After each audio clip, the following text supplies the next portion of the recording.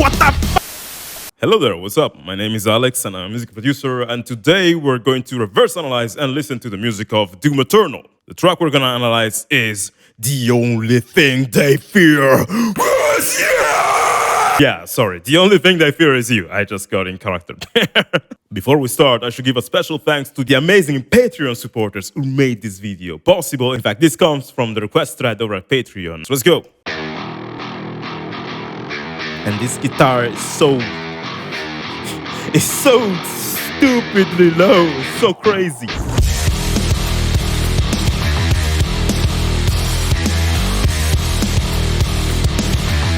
I did not expect that massive sound right off the bat. This is like a jump scare in terms of music. Ah! Damn! Yo!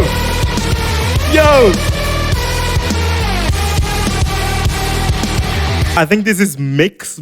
I know there's like two different mixes for this track, like one that was used in the game and one that Mick Gordon made. For some reason, the structure of the track makes me think of some blasts from the past that you surely know if you love metal music. Like, for example, if you were to sing on top of it something from those years, you get this. Some of those that war forces, I've seen the burn crosses.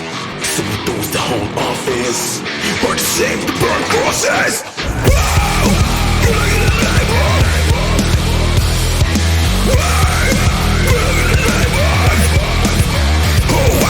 Why does Doom music slap so freaking hard? Here's my thoughts so far. We'll see where this goes, but it is a tale as old as time that there's a correlation between video game lovers and metal. Metal tends to be, historically, one of the nerdiest genres. There's so many bands whose imagery, lyrics, or also music are based on some of the most nerdy stuff you can imagine.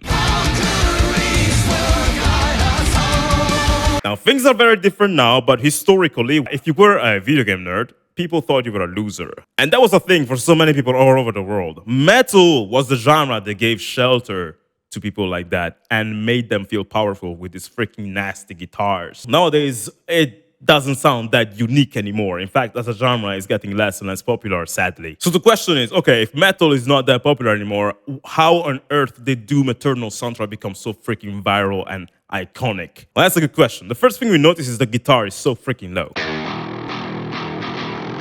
It sounds so nasty, savage. It's just a monster guitar. The reason for this, I think, can be found in something that happened in metal music as well as in dubstep music. When metal music started and dubstep music started, the tracks tended to be aggressive, but they weren't as insane as you hear them today. Throughout the years, both in the dubstep music industry and in the metal music industry, people who produce this music have been challenging each other to write the most aggressive track. Now, in terms of guitars, the way to make guitar sound more aggressive historically seems to have been to go lower and lower and lower and lower and lower with your guitars. And the way you do that is by tuning your guitar strings to play lower notes.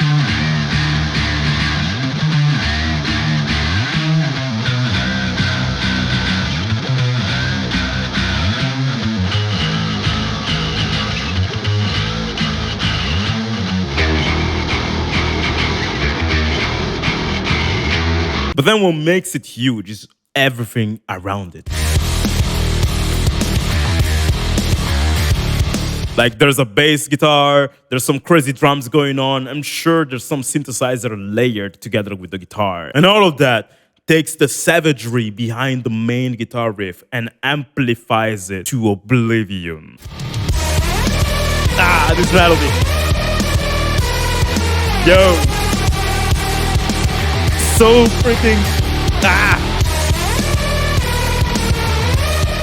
The first time I heard this melody, I was freaking laughing because of the instrument it was placed in. Of course, you have this crazy metal band basically slaying with this loudest, most compressed sound. What is the thing you can put on top of it that's gonna stand out? Of course, you're gonna have to use a synthesizer that is so big and just filled with like portamentos and vibratos, and the sound so nasty, like a freaking electronic banger from the Bloody Beetroots. That's the vibe I'm getting. The Bloody Beetroots vibe. It sounds kind of spectral also as a melody because of the vibrato and because of also the shape of the melody. It sounds very creepy to me, and as if you're in a haunted house.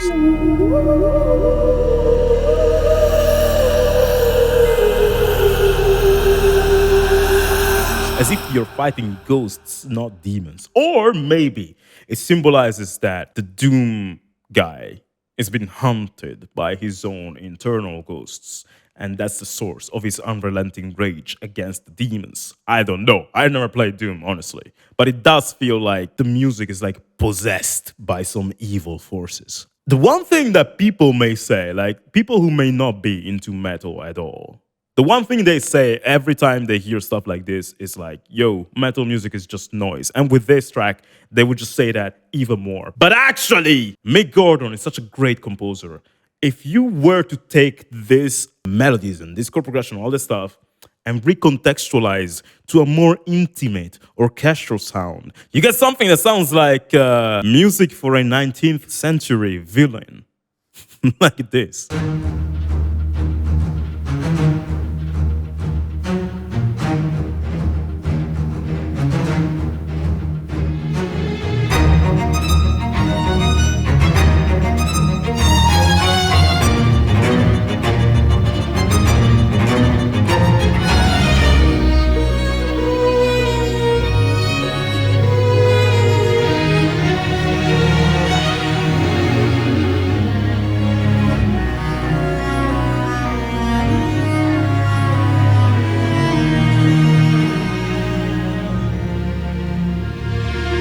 This is actually a very good piece of music, and that's why it stands out.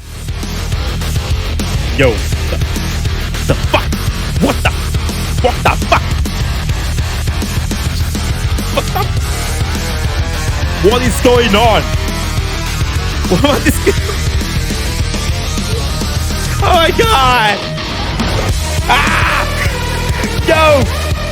Yo, no, that transition was so good. Mick loves to play with palm mutes and sustain notes. Like sustain notes are longer, like this. And the palm mutes are when you place your palm on the guitar strings and you pluck it, you get a more percussive sound. Basically, he's almost playing guitar as if it's a percussive instrument. Because the guitar is so low, it's hard to be melodic with it. He's like, oh, fuck the melodies. I'm gonna go freaking rhythmic like freaking crazy, doing very interesting rhythms. This part triggered my inner African. And I'm like, yo, this slaps. But then the transition right after that triggered my internal electronic music producer. I love the way the guitar pans to the left, leaving space for the synthesizer on the right. And in that moment, you hear the music splitting in two different hemispheres. And in that moment, you realize this is not just a metal song. This is a song that has both the organic sound of metal and the cybernetic sound of electronic music together. They've been together for this past minute and a half. And now you realize it. Now you know what you're listening to for real. So check it out. Percussive African guitar. Which, by the way, this sounds like Animals as Leaders or something like that. Recommend check out that band if you like this sort of stuff. And then it goes to like this beautiful synthesizer. These arpeggios. And then it splits. Yo!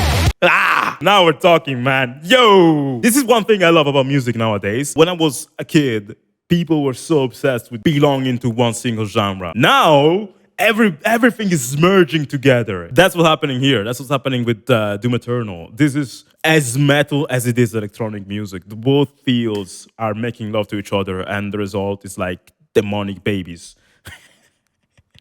which are scary and dangerous as heck. I love it. And this all comes from the mind of one single person. Mick Gordon is freaking mad lad. Like, and people know him mostly for his Doom music, but you should check out his other stuff. Like, if you check out Killer Instinct, you're gonna hear him do things that you wouldn't even expect from him. The musical understanding this person has is insane.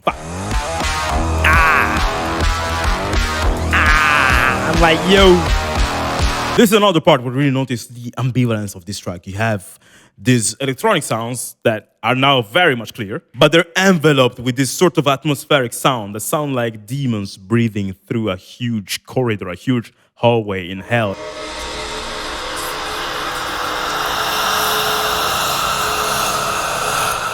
So the music is not only suggestive in terms of emotion, like the anger and the power behind it, but it also contextualizes the environment in which you're supposed to feel those emotions, thanks to these like drone-ish sounds that just create the atmosphere. And if you want to learn more about Doom Eternal's music, actually, I'm sure you already know this guy, but if you don't, you should check out Geoffrey Day's channel. He's a crazy music producer. He can do music in so many genres, but he's known mostly for the music he makes, like in the most aggressive Doom Eternal style. So I think you can learn much more from his videos than this video I'm doing here.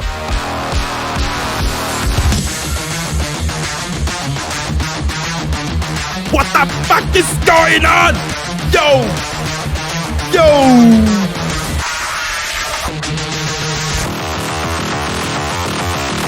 Shit! What is this? What is going on? I'm sorry, bro. I done wrong in my life. Please don't hurt me.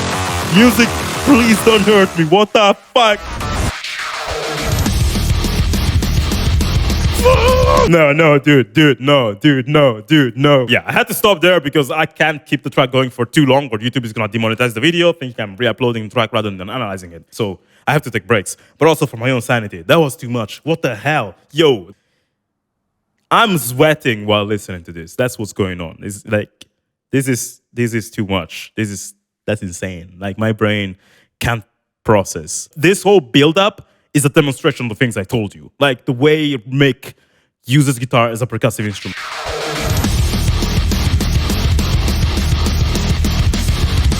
There's not, like, the notes that he's playing are not a lot. You know, if you play them on piano, you get this.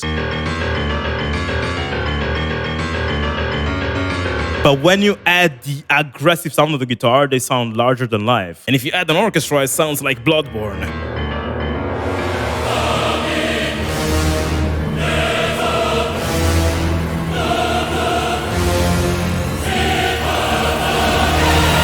If metal music made us feel super powerful when we were kids, imagine listening to this. You can conquer anything with this soundtrack on. Like, this goes beyond the video game. This is an example where a track definitely got viral because the game it belongs to is super iconic, but also this track itself, even if it didn't belong in Doom, it would be freaking outstanding piece of music that could go and redefine and reshape metal culture as it is. This is the game changer. And also, I think Mick was very smart because, as I said in the beginning of the video, the way in which metal guitarists and bands try to get the most attention was by being more aggressive than others, by lowering their guitars. But Mick said, I'm gonna do that, and I'm also gonna add a lot of electronic sound design and all this stuff on top, because he's also a very experienced electronic music producer. And that's something that I don't know how many people did before him, especially in game music. Maybe there's many bands who did that before him outside of game music, but I can't think of many game composers who already did in Doom Eternal. And that's also why this stands out. He really went and took a piece of our culture and freaking twisted it in ways that we couldn't even imagine, and it sounds perfect. Like, I love the marrying of the sound design of the guitars. Here in the arpeggio, here you can hear it. Yo!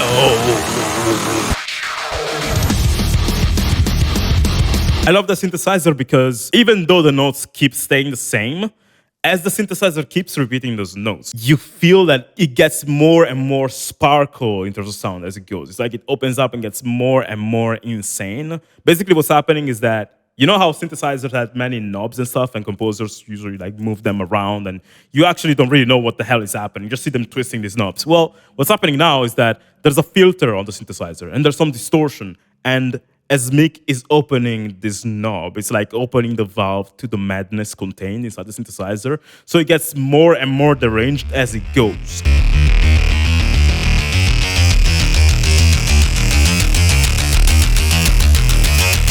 And that's why, even if the notes are being repeated, this sound keeps being interesting because literally its physics change as it goes. It's like you're seeing a person grow into a fucking monster. And that arpeggio kind of sounds like something out of Cyberpunk 2077, which is funny because these games kind of came out around the same year.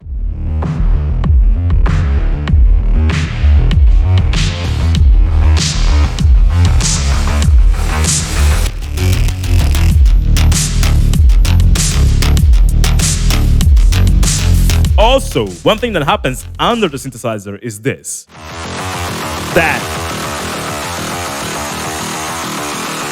That sort of high-pitched sound is called a riser. It's something that's used in electronic music a lot to create tension. I'm talking about stuff like this. But in the case of Doom Eternal, it really sounds like somebody is screaming, and that scream became a riser. So it sounds like that's the war cry of an infernal creature, giving you even more rage and like violence inside you. Like it amplifies any sense of enmity you may have. And then right after that, this arpeggio synthesizer that I talked about passes the baton to the guitar, which is 10 times worse. But the guitar is playing the same exact notes. So it's like the arpeggio synthesizer was the prelude to this moment. And now this rhythmic percussive riff shows its true face. And I like it because also, other than sounding nasty and giving ambivalence to this track by using different genres, it also gives time to your ears for resting. That's the thing that Doom Eternal music is so good at. It's not just 100% loudness all the fucking time. There's so many moments where Mick actually gives you a little bit of a break. There's so many moments where the drums disappear completely and it's just more atmospheric. Even though the track is very violent in these moments because the sound design is still nasty, the fact that there's no like drums or screams and stuff kind of makes you relax as much as it is possible to relax in this context. And then when the guitars and drums come back in, that's where you feel charged and amplified. So this is not only about can we write the most aggressive song that goes aggressively for 6 minutes. This is also about I need to compose something that people can listen to over and over as they play that level, which is something that people don't think about when they listen to video game music, but that's a huge problem. Like, writing something that does not give ear fatigue, writing something that can adapt to the different sections of a level and all this stuff. This is so masterfully written because when you listen to it by itself, you're like, yo, this makes sense. But also when you listen to it in a game, it's awesome. It never tires you, and I'm sure they adapted this to the levels in ways that probably blew people's minds. So this is just a masterful score. And also, do you know, Doom Eternal music can be funky?